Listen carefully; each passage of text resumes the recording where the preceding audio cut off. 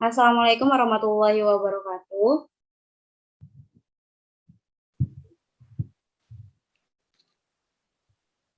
Baik, pada kesempatan kali ini kami dari kelompok 4 ingin membuat video pembelajaran dengan judul Suhu dan Kalor. Saya sendiri Suci Nuria Fatima dengan nomor induk mahasiswa A1C3 19077 bersama rekan-rekan saya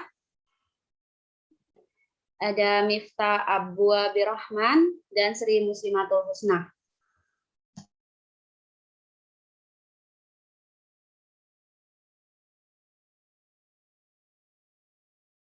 Baik, di sini saya sendiri Suci berperan sebagai guru dan rekan-rekan saya Miftah dan Husna berperan sebagai murid. Di sini sudah kami rancang RPP-nya. Bisa dilihat teman-teman. Kita memiliki tujuan pembelajaran ada 25 dengan kompetensi dasar. Ada dua, yaitu yang pertama untuk menganalisis pengaruh kalor dan perpindahan kalor yang meliputi karakteristik termal suatu bahan, kapasitas, dan konduktivitas kalor pada kehidupan sehari-hari. Yang kedua ada merencanakan dan melakukan percobaan tentang karakteristik termal suatu bahan, terutama terkait dengan kapasitas dan konduktivitas kalor beserta presentasi hasil dan makna fisiknya. Baik, langsung saja kita ke PowerPoint-nya.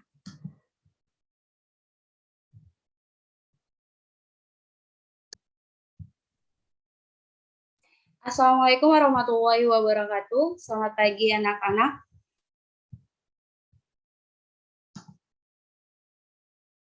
Pagi, Bu. Baik, Pagi, Bu. pada kesempatan pagi ini kita akan membahas tentang suhu dan kalor. Sebelumnya kita doa dulu ya. Seperti biasa, Miftah silakan pimpin doanya. Baik, Bu. Baiklah, sebelum kita mengawali pelajaran pada pagi hari ini, marilah kita berdoa menurut agama dan kepercayaan masing-masing. Berdoa mulai. Berdoa selesai. Baik, terima kasih Miftah. Selanjutnya Ibu absen dulu ya. Sri Muslimatul Husna hadir?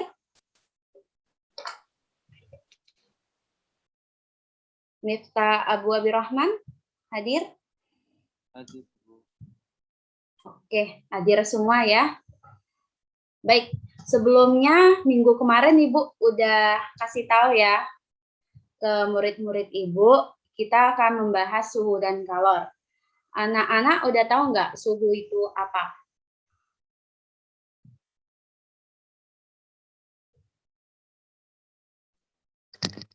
Tidak tahu, Bu. Oke, mungkin anak-anak merasa ya kadang siang tuh panas, terus tiba-tiba nanti hujan gitu, suhunya berubah-ubah gitu ya kan? Pernah merasa nggak gitu?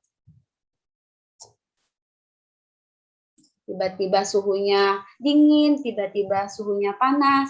Nah, itulah dikatakan suhu. Kalau menurut fisikanya sendiri, suhu itu adalah ukuran derajat panas atau dinginnya suatu benda atau zat. Nah, anak-anak semua tahu nggak alat ukur dari mengukur suhu ini apa? Tidak tahu juga, Bu. Oke, di sini bisa dibaca ya. Untuk alat ukur suhu itu termometer. Nah, di sini macam-macam jenis termometer. Miftah mau baca? Ya, Bu. Boleh, ayo. Macam-macam jenis termometer.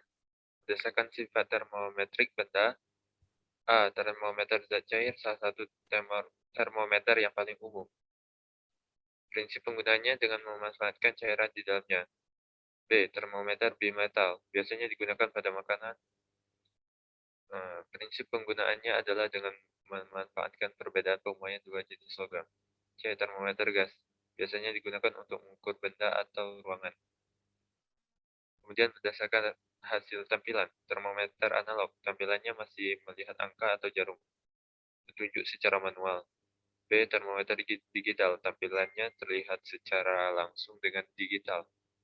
Kemudian berdasarkan manfaatnya, termometer badan, berfungsi untuk mengukur suhu tubuh, kemudian termometer dingin, berfungsi untuk mengukur suhu ruangan. Oke, terima kasih Miftah. Jadi udah tahu ya macam-macam jenis termometer? Tahu ya? Oke, kita masuk pada nih. Satu hal yang menarik dari suhu adalah pada penggunaan skala atau satuannya, di mana ada 4 skala yang digunakan untuk mengukur suhu. Yang pertama itu ada Celsius, ada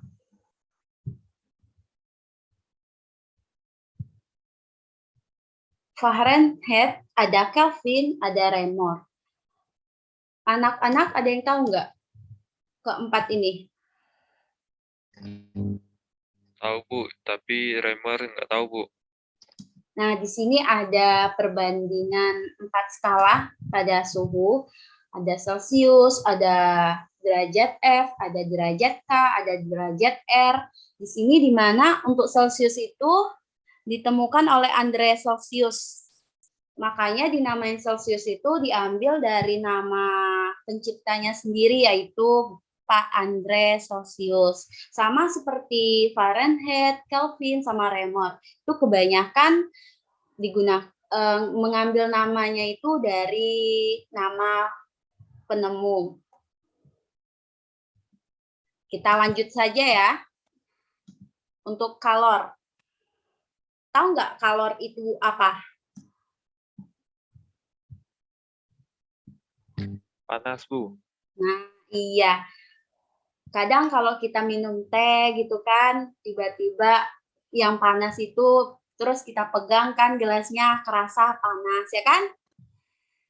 Nah, kalau kalor di fisika itu merupakan energi yang berpindah dari benda yang memiliki suhu lebih tinggi ke benda yang bersuhu lebih rendah.